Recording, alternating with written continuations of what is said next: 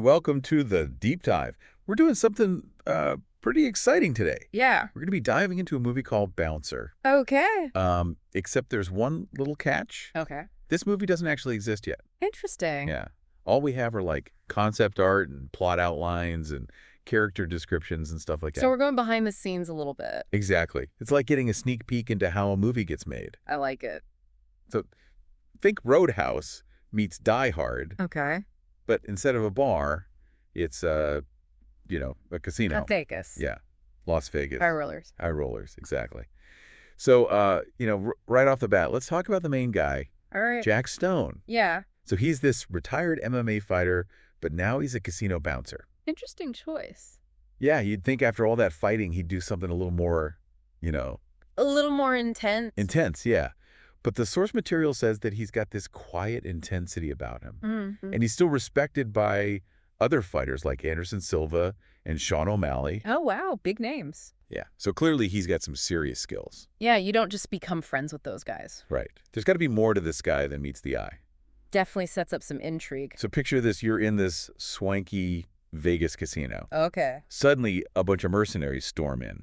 Whoa. Yeah, led by this super intimidating dude named Max Romanoff. Sounds like trouble. Oh, it's big trouble. And it's not just a robbery. Oh. Romanoff is forcing the captive UFC fighters to fight each other. Like gladiatorial combat. Exactly. It's brutal. And the sources even mention some unnamed fighters who, Don't make it. yeah, it's pretty intense. Wow, so the stakes are high. Super high. And here's where things get really wild. Okay, I'm listening. The source material mentions that Jake and Logan Paul are in the casino when all this goes down. Oh, wow. The Paul brothers. Yeah, can you imagine? Talk about being in the wrong place at the wrong time. Seriously. Oh, yeah. So they actually try to fight back. Really? Yeah, they even team up with Anderson Silva and Jack Stone for a bit. Huh. Motley Crue. I know, right?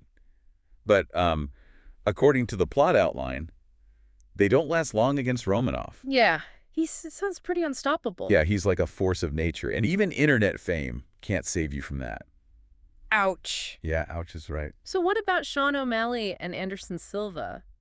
So even though they get injured, Makes sense in all that chaos. they manage to take down a bunch of the mercenaries. Wow, still fighting like champs. Total champs. And there's this moment where Sean urges Jack to stay hidden. To fight another day. Yeah, like he knows something's up. Foreshadowing. Totally foreshadowing. So while this is all going down, Right. Jack's using his knowledge of the casino to take down Romanoff's men one by one. Like a shadow warrior. Yeah, it's awesome. He's not just standing around, he's being strategic. I like it. This is where that Roadhouse vibe really kicks in. Definitely getting that everyman hero feeling. Yeah. He's not flashy, he's just using what he's got. Exactly. And it all leads up to this incredible showdown. Okay. Romanoff's getting frustrated. Nobody can beat him. So he starts threatening the hostages. Oh, no. Yeah, it's getting really bad. And then, out of nowhere, What happened? Jack steps up and challenges Romanoff. Wow. I bet nobody saw that coming. Nobody. It's this really cool moment because it's not just about being the hero. It's deeper than that. Exactly. The sources say there's this underlying tension. Hmm. Like Jack was a fighter, walked away from it, and now he's being pulled back. And that internal conflict. Yeah, it's like his own personal fight is happening alongside this whole casino siege. Interesting. Parallel. I know, right? So, of course, we got to talk about the fight. The big showdown. Yeah, the sources describe it as brutal and intense. I bet. But what I really want to know is, how does Jack actually win? Well, that's where it gets interesting. Okay. They specifically mention a fatal back-spinning head kick. Whoa! Yeah, it's not just brute strength. It's a move that takes serious skill. So even though he's been a bouncer, he still has those fighter instincts. Absolutely. Which brings us to the ending. So Jack, with a little help from Sean and Anderson, They're back in action. yeah, they're pretty banged up, but they managed to take out the remaining mercenaries. Classic heroes. Right. They save the day. But then Dana White shows up. No way. The UFC president. The one and only, and he offers Jack a chance to come back to the UFC. Whoa, talk about a life-changing moment. Right. Like, you just survived this crazy ordeal, proved yourself, and now you have this opportunity to go back to your old life. Would you do it? That's the question, isn't it? So what does Jack do? Well, the initial ending has him accepting the offer. Makes sense. Yeah, it feels like the natural conclusion to everything he's gone through. Right. But then there's the alternate ending. Oh, there's an alternate ending. There is, and it's a game changer. Okay, I'm intrigued. Tell me more. So in this ending, Jack turns down the offer. He walks away from the UFC. He does, because it turns out his girlfriend Vanessa is pregnant. Wow. So suddenly his priorities have shifted. Completely. It's not just about him anymore. That's heavy. It is, and it really makes you think about what's more important. Yeah, like, is it fame and glory, or is it family and commitment? Exactly. The sources don't give us a clear answer. It's left open to interpretation. I kind of like that. Me too.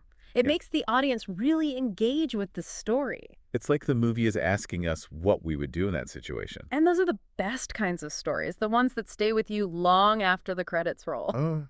Yeah, it really makes you think, what would you do? Right. Like, if you were Jack, would you go for the glory or would you choose family? That's a tough one. It is. And I think the Paul brothers being in the movie makes it even more interesting. How so? Well, they represent this whole idea of fame and followers. Right. They're all about that online life. Yeah, but in the end, it's Jack, the regular guy, who makes the real difference. It's like the movie is saying that real heroism isn't about being famous. Exactly. It's about the choices you make when nobody's watching. Powerful stuff. And I love that the sources mentioned that the fight scenes are going to be amazing. Oh, yeah. They were talking about using real MMA moves. Yeah, so it's not just going to be mindless brawling. It's going to be skilled and athletic. I can't wait to see that. Me either. But then you also have those quiet moments with Jack and Vanessa. Right, where he's trying to figure out what to do. Yeah, that contrast between the action and the emotion is going to be really cool. Definitely. And we can't forget about the setting. The casino. Yeah, it's such a visually stunning place. All those lights and sounds and the energy of the gamblers. It's electric. Totally. And then when the mercenaries take over, it becomes this whole other world. Yeah, it goes from excitement to danger really fast. It's like the casino itself becomes part of the story. Reflecting the mood. Exactly. So in the end, Bouncer seems to be about finding your own strength, Your own way of fighting back. whether it's in the ring or in your everyday life, Making those tough choices. and figuring out what kind of hero you want to be. Well said. Well, I don't know about you, but I'm super excited for this movie. Me too. It sounds like it's going to be a wild ride. And for all of you listening out there, we hope this deep dive has got you thinking.